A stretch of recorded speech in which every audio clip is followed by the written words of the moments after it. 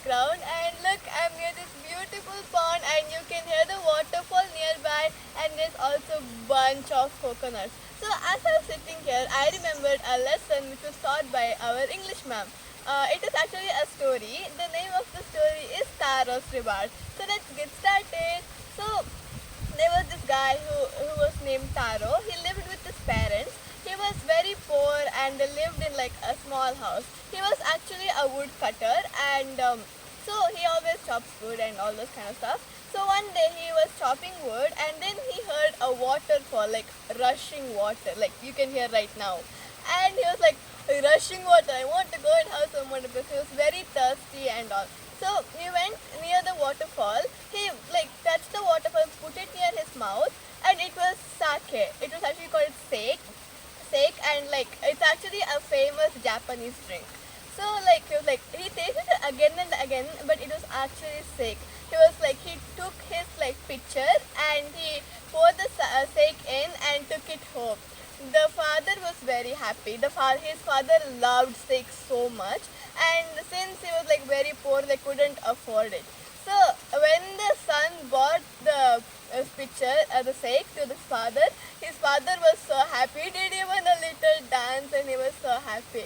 So one day, like a guest came to their house, and the father offered her steak, and like the girl was so happy, so she asked, where did you get it from? The father told, I got it from a waterfall. So that girl was also surprised. She was like, okay, I'm gonna spread this to everyone. So she went, told one person, that person told to someone, and then like that only they went. And like so all the villagers in that town went to the waterfall and tried to get the steak, but it was just clear water. There was no say coming out.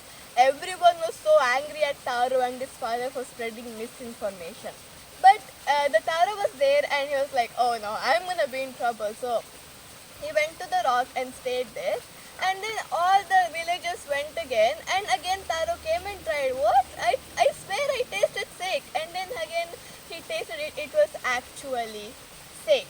Then he realized the waterfall won't give to selfish people and keeping to themselves. They give it to kind people who actually care for other people.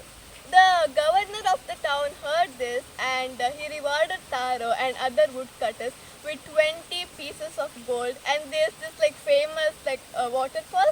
They named it after him. They named it after Taro. It's actually a true story. Did you guys know that? So you guys know what we should say. You should not be selfish, and you should actually care for other people. So this is what we learned from this story. So this is all for today. I hope you liked it, and don't forget to press like button and subscribe.